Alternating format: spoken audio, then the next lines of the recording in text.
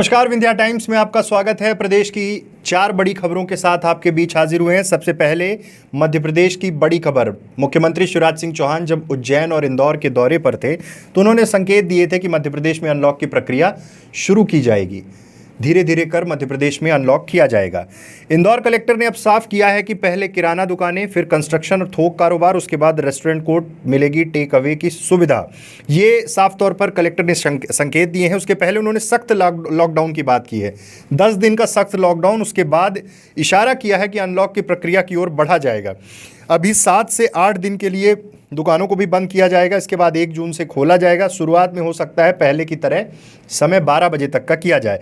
इसके साथ ही construction segment को खोलने की पर विचार चल रहा है। थोक के व्यापार को ढील देने की कोशिश रहेगी, ये कलेक्टर ने कहा है। इंदौर की पॉजिटिविटी रेट फिलहाल 9% पर आ गई है। क्राइसिस मैनेजमेंट की बैठक में हम फैसले किए गए। सख्त लॉकडाउन इसलिए क्योंकि जब अनलॉक की ओर जाएंगे उसके पहले उन तमाम व्यवस्थाओं को देखना, एक बार पूरी सख्ती के साथ संक्रमण की चेन को तोड़ना, तो इसीलिए ये कवायद शुरू की गई है।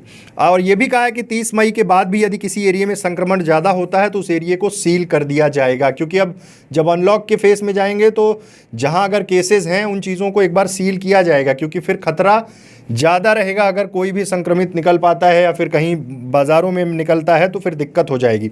ऐसे में ये सारी चीज़ें देखकर कलेक्टर ने ये बयान दिया है। दूसरी खबर की ओर बढ़ रहे हैं। कांग्रेस के आरोपों से सरकार तिलमिलाई है। कमलनाथ ने कहा कि एमपी में मार्च अप्रैल में 1 लाख से ज़्यादा मौतें हुई। गृह मंत्री नरोत्तम मिश्रा का बयान आया, बोले आरोप साबित हुआ तो इस्तीफा दे दूंगा। कांग्रेस नेता का बयान राष्ट्र दो। कमलनाथ ने दरअसल ये बयान दिया था।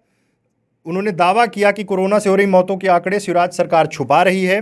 उन्होंने कहा कि प्रदेश में मार्च अप्रैल में शमशान और कब्रिस्तानों में 1,27,530 शवों में से 1,02,002 शवों का कोविड प्रोटोकॉल के तहत अंतिम संस्कार किया गया। सरकार को यह स्पष्ट करना चाहिए कि कोविड से प्रदेश में कितनी मौतें हुई। इधर नरोत्तम मिश्रा ने तुरंत जवाब दिया। उन्होंने कहा कि कमलनाथ जी को लाशें गिनने की आदत है। 1984 के दंगे सबको पता है। तमाम पुरानी चीज़ों का जिक्र हुआ। राज्यपाल से आग्रह किया कि भय और भ्रम फैलाकर प्रदेश की छवि बिगाड़ रहे हैं। नेता प्रतिपक्ष कमलनाथ पर राजद्रोह का केस होना चाहिए। ये जिस तरह से बयान दिया है, किस आधार पे दिया है, अब ये आगे आने वाले समय में स्पष्ट होगा। लेकिन फिलहाल केस दर्ज करने के लिए राज्यपाल को गृह मंत्री ने कहा है, और ये भी कहा है कि अगर ये चीज़ साबित हो जाती है तो इस्तीफा दे देंगे। और कमलनाथ ने यह भी कहा कि केंद्र सरकार 3 दिन पहले राज्य सरकारों से ब्लैक फंगस को महामारी घोषित करने के निर्देश दे चुकी है, लेकिन मध्य प्रदेश सरकार ने 600 से ज़्यादा केस मिलने के बाद भी नोटिफिकेशन जारी नहीं किया, जबकि अन्य राज्यों में ये सारी चीज़ें हो गई हैं। जिस तरह से ये पूरा घटनाक्रम हुआ, उसके बाद अब देखना है कि कमलनाथ या कांग्रेस इसके बचाव में क्या करती है, ये देखना बहुत ज़रूरी होगा। तीसरी खबर, सोशल मीडिया पर ज्योतिरादित्य सिंधिया ट्रोल हो रहे हैं। राजीव गांधी को बताया था पहले आधुनिक भारत का निर्माता, फिर यह लाइन हटा दी। कांग्रेस ने कहा, जनसेवक जी क्या बीजेपी में सच लिखने में डर लगता है। एक ट्वीट किया था उन्होंने पूर्व प्रधानमंत्री राजीव गांधी की 21वीं पुण्यतिथि पर। उन्होंने जब ट्वीट किया उसके बाद उस ट्वीट को हटाया, दूसरा ट्वीट किया। पहले ट्वीट में उन्होंने लिखा, आधुनिक भारत के निर्माता भारत रत्न पूर्व प्रधानमंत्री स्वर्गीय राजीव गांधी की पुण्यतिथि पर उन्हें मेरा कोटि कोटि नमन। कुछ देर बाद ट्वीट हटाया और उसके बाद पूर्व प्रधानमंत्री स्वर्गीय राजीव गांधी की पुण्यतिथि पर कोटि कोटि नमन लिखा। इस पर कांग्रेस अटैकिंग हो गई। दिग्विजय सिंह ने उस ट्वीट को, जो पहले का ट्वीट था और बाद का, दोनों को एक इमेज फॉर्मेट में रखा और ट्विटर पर लिखा, और उसके ऊपर लिखा कि मुझे कोई आश्चर्य नहीं हुआ। उसके ऊपर कांग्रेस प्रवक्ता ने भी यही तमाम टिप्पणियां की। जनसेवक जी, इतना डर क्या है भाजपा से, सच लिखने में डर कैसा। इन दोनों वाकयाओं के कारण आज ज्योतिरादित्य सिंधिया का ये ट्वीट ट्रोल हो रहा था। ट्विटर पर लगातार इस चीज़ को लेकर चर्चा हो रही थी।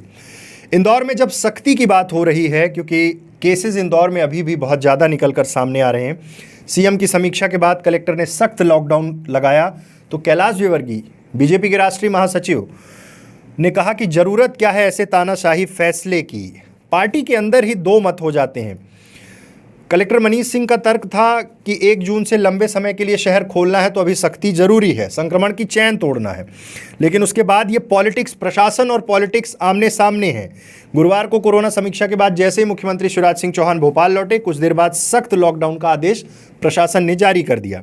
इस सख्ती के पीछे कलेक्टर मनीष सिंह ने तर्क दिया कि चूंकि 1 जून से अनलॉक की प्रक्रिया शुरू करनी है, लंबे समय तक खोला जाना है, इसलिए अभी कड़े निर्णय लेना पड़ रहे हैं। शिवराज सिंह की सहमति से लिया निर्णय माना जा रहा था, लेकिन इसके फैसले पर भाजपा में ही फूट सामने आ गई। भाजपा के नेता ही टकराव की स्थिति देखने को मिल रही है।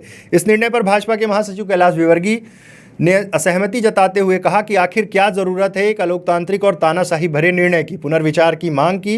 वो पहले भी कुछ मुद्दों पर सरकार के फैसलों पर इंदौर के मामले में हैरानी जता चुके हैं।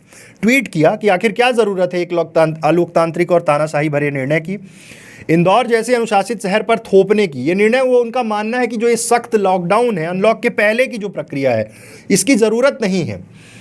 जिस निर्णय से सर्वत्र निंदा हो रही है, तो उस पर पुनर्विचार होना चाहिए, चाहे प्रशासन और जनप्रतिनिधियों को मिलकर विचार करना चाहिए। अनलॉक के पहले कलेक्टर चाह रहे हैं कि सख्त लॉकडाउन हो, उसके बाद संक्रमण की चेन शायद टूट जाए। उसके बाद ये भी कहा है कि 30 के बाद जहां पर केसेस आएंगे उस एरिया को सील करेंगे, किराने की दुकानें खोलने की तैयारी, फिर उसके बाद थोक व्यापारी, इस तरह से एक एक स्टेप बढ़ने की तैयारी है। लेकिन अब इस पर सवाल उन्हीं के पार्टी, शिवराज सिंह चौहान की पार्टी के नेता, राष्ट्रीय महासचिव कैलाश विवर्गीय ने सवाल खड़े कर दिए हैं। प्रशासन को ये फैसला तानाशाही रवैया बताया। तो ये थी प्रदेश की 4 बड़ी खबरें। ऐसी तमाम खबरों के लिए आप बने रहिए विंध्या टाइम्स के साथ। बहुत बहुत धन्यवाद।